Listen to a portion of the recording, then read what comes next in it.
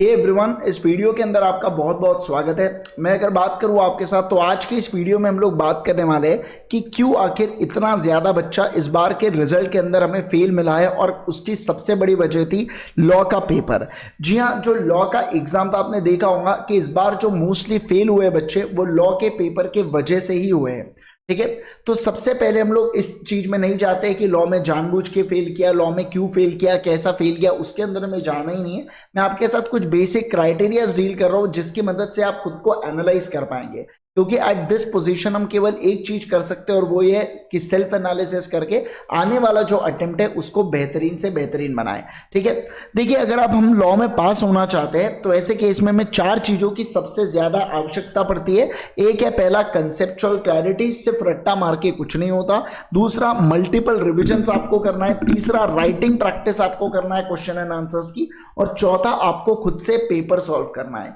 ये चार बातें जब हम लोग करते हैं या ये चार बातें जब कोई भी बच्चा करता है तो उसके पास होने के चांसेस बहुत ज्यादा बढ़ जाते हैं, क्योंकि कंसेप्चुअल क्लैरिटी होंगी और रिवीजन से। देखो, कंसेप्चुअल क्लैरिटी से आपको यह समझ में आता है कि क्यों लॉ बना है, क्यों लॉ का प्रोविजन आया गया। रिवीजन से आपको वो चीजें रिटेन रहती है, लंबे समय तक याद रहती है। राइटिंग प्रैक्टिस से आपको यह समझता है कि जो आपने रिटेन किया उसको प्रेजेंट कैसे करोगे, क्योंकि सिर्फ ध्यान में रख के कुछ नहीं होता, उसको प्रेजेंट करने का तरीका हमें पता होना चाहिए। और आखिरी में जो हम लोग करते हैं वो होता है बेटा पेपर सॉल्विंग। क्या होता है बोलो जल्दी से? वो होता है हमारा पेपर सॉल्विंग, ताकि पेपर सॉल्विंग से जितना भी हमें पैनिक होना है या जो भी सारी चीजें वो हमारी पहले ही हो जाती है। तो एक अच्छी खासी चीज, एक अच्छा खासा कॉन्फिडेंस बूस्टर होता है हमारे लिए पेपर सॉल्विंग। अब ये चार बातें जो जनरली करता है ना, तो ऐसे केस में उसके पास होने के परसेंटेज उतने ज्यादा यहां पे बढ़ जाते हैं। ठीक है, अब देखिए मेनली क्या होता है कि सीए फाउंडेशन के अंदर लॉ एक नया सब्जेक्ट है और इसकी जो आपने लैंग्वेज देखा होगा तो काफी ट्रिकी लैंग्वेज है लॉ की, अजीब थोड़ी सी लैंग्वेज है, नॉर्मल इंग्लिश नहीं है। इसलिए बच्चा इसको क्या करता है, अवॉइड करता है, क्योंकि एक तो लैंग्वेज बोरिंग है, समझ में भी अलग नहीं आ रहा, और दूसरा उसको पढ़ना बोला तो ऐसे कि इसके अंदर बच्चा उसको अवॉइड करने की कोशिश करता है। इसके अलावा अब जब सब्जेक्ट ही अवॉइड कर दिया तो राइटिंग प्रैक्टिस तो बहुत दूर की बात है और रिविजन तो उससे भी ज्यादा दूर की बात है। तो ये सब चीजों के कारण क्या होता है कि अपन लोग पहले ध्यान नहीं देते, और जब अपन लोग ध्यान देने का अपने को होश आता है कि अरे यार अब ध्यान देना चाहिए अपने पेपर में, तब तक काफी लेट होता है। हम एक ही बार पढ़ पाते हैं या दो ही बार पढ़ पाते हैं, या हम लोग बहुत सारे शॉर्टकट अपनाने की कोशिश करते हैं उस सब्जेक्ट को करने के लिए भाई। लेकिन अगर हम लोग ये चारों चीजों को अच्छे से करें, शिद्दत से करें, तो ऐसा हो ही नहीं सकता है कि हमारे यहाँ बहुत ज्यादा कम प्रोबेबिलिटी होती है कि हम लोग सब्जेक्ट को क्लियर ना कर पाए या कम से कम 40 नंबर ना ला पाए करके। तो ये चारों बातों का हमको ध्यान रखना है अगर हम अच्छे मार्क्स को स्कोर करना चाहते हैं तो। ठीक है, तो ये चारों बातों की मदद से आप एक लॉ के एग्जाम में आसानी से पास कर सकते हैं। अब हमें, यानी कि अगर मान लीजिए मेरा सब्जेक्ट नहीं निकलता है तो मुझे ये देखना है कि मुझे दिक्कत कौन से इसमें आ रही है। अगर कंसेप्चुअल क्लैरिटी है तो मुझे उस सब्जेक्ट के ऊपर बहुत ज्यादा मेहनत करना है, नए से मुझे उस सब्जेक्ट को प्रिपेयर करना है, ऐसा समझ लो। मान लो रिविजन में प्रॉब्लम है तो मैं यहाँ पे सेल्फ रिवाइज करके भी चीजों को हटा सकता हूँ। राइटिंग प्रैक्टिस में प्रॉब्लम है तो ज्यादा अच्छे से प्रैक्टिस करूंगा, आरटीपी एमटीपी सॉल्व करूंगा, या जो मेरी क्वेश्चन बैंक अवेलेबल होती है वो क्वेश्चन बैंक IGSir.in के ऊपर अवेलेबल है, आप उससे भी राइटिंग प्रैक्टिस कर सकते हैं। क्वेश्चन एंड आंसर्स उसके अंदर दिए चैप्टर वाइज।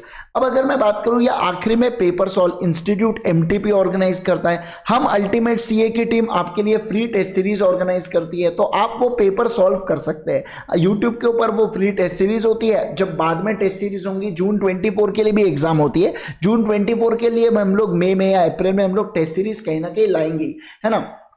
तो आप उसमें से आसानी से बढ़िया से पेपर सॉल्व करते हैं, और जो हम लोग आंसर डिस्कस करेंगे तो आप और मैं मिलकर हम लोग आंसर्स को डिस्कस भी कर लेंगे। तो ये सारी बातों का जब ध्यान रखा जाता है तो हमारा पास होना बिल्कुल बिल्कुल तय हो जाता है। ठीक है, तो अगर हम लोग अब प्रिपेयर कर रहे हैं जून 24 के लिए तो आपको बढ़िया से प्रिपेयर करना है ये चारों बातों को ध्यान में रखते हुए। अब जून 24 के लिए एक और बात बता दूं मैं आपको कि नेगोशिएबल इंस्ट्रूमेंट एक ये नया एक्ट इंट्रोड्यूस हुआ है। इसके अलावा इंडियन कॉन्ट्रैक्ट एक्ट में 3 यूनिट्स और ऐड हुए, हुए हैं। फिर तीसरा इंडियन रेगुलेटरी फ्रेमवर्क है ना, इंडियन रेगुलेटरी फ्रेमवर्क, ये भी एक नया एक्ट इंट्रोड्यूस हुआ है जो बीसीआर के जगह ये एक्ट को ला लिया गया। इसका भी वेटेज अच्छा खासा है, 35% के आसपास का इसका भी वेटेज यहाँ पे इन्होंने दे रखा है। अब अगर कुछ बच्चों को बहुत ज्यादा ही लॉ के अंदर दिक्कत है तो मैं आप सभी लोगों को बता दूं कि मैंने एग्जाम ओरिएंटेड बैच अभी हम लोगों ने लॉन्च किया है अल्टीमेट सीए के ऊपर। आप क्या कर सकते हैं, आप यहाँ पे ultimatece.com के ऊपर जा सकते हैं, ultimatece.com के ऊपर बाद गेट स्टार्टेड कीजिए, सीए फाउंडेशन कीजिए। अब अगर आपको मेजॉरिटी सारे सब्जेक्ट में ही दिक्कत है तो आप यहाँ पे हमारी कॉम्बो बैच ले सकते हैं एग्जाम ओरिएंटेड से रिलेटेड, पूरी की पूरी ये बैच अवेलेबल यहाँ पे रहने वाली है। दूसरा, अगर आपको लॉ में बहुत ज्यादा दिक्कत है तो आप यहाँ पे आप देख सकते हैं नीचे एग्जाम ओरिएंटेड यहाँ पे लिखा हुआ है और आप यहाँ पे एनरोल नाउ कर सकते हैं, जिसमें आपको लाइव का ऑप्शन, रिकॉर्डेड का ऑप्शन मिल जाता है। लाइव के अंदर आपको बैकअप में मिलता है, आप मेरे साथ लाइव क्लासेस कर सकते हैं, कमेंट कर सकते हो क्लासेस के अंदर। मेरा क्लासेस का टाइमिंग 3:45 PM से लेके 5:15 PM होता है, दोपहर का समय होता है। तो आप लाइव और कमेंट, मतलब आप लाइक कमेंट सब कुछ कर सकते हैं इस बैच के अंदर और बाद में रिकॉर्डेड भी उसको देख सकते हैं। लेकिन रिकॉर्डेड बैच में ऐसा नहीं होता, आप केवल और केवल रिकॉर्डेड ही देख पाएंगे।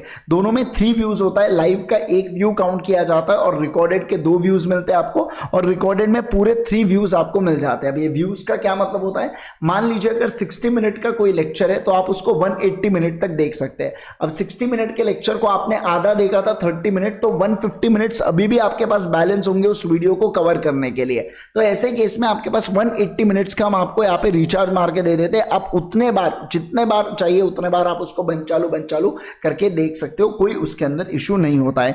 9 मंथ्स की वैलिडिटी आती है। इसके साथ हम लोग आपको बुक शेयर करते हैं, 2 कंसेप्ट मॉड्यूल आपको इसके साथ मिलती है, जिसके मदद से मैं आपको क्लासेस के अंदर पढ़ाता हूँ।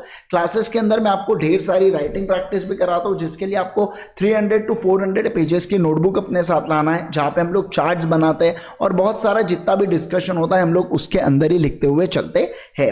राइट, ऐड टू कार्ट कीजिएगा। और अगर मान लीजिए अब अल्टीमेट के ऊपर आपको यहाँ पे है ना ऑफ मिल रहा है, तो अभी ये जो ऑफ है आप इसको भी अवेल यहाँ पे कर सकते हो। जैसे कि अगर आपको यहाँ पे ऑफ अवेल करना है तो आप यहाँ पे क्या कर सकते हैं, अल्टीमेट इस कोड का प्रयोग कर सकते हो एंड मैक्सिमम पॉसिबल डिस्काउंट यहाँ पे आपको मिल जाता है। तो जो भी मैक्सिमम पॉसिबल डिस्काउंट होगा ना वो आपको यहाँ पे अवेलेबल हो जाएगा जैसे ही आप अल्टीमेट कोड का प्रयोग करते हो।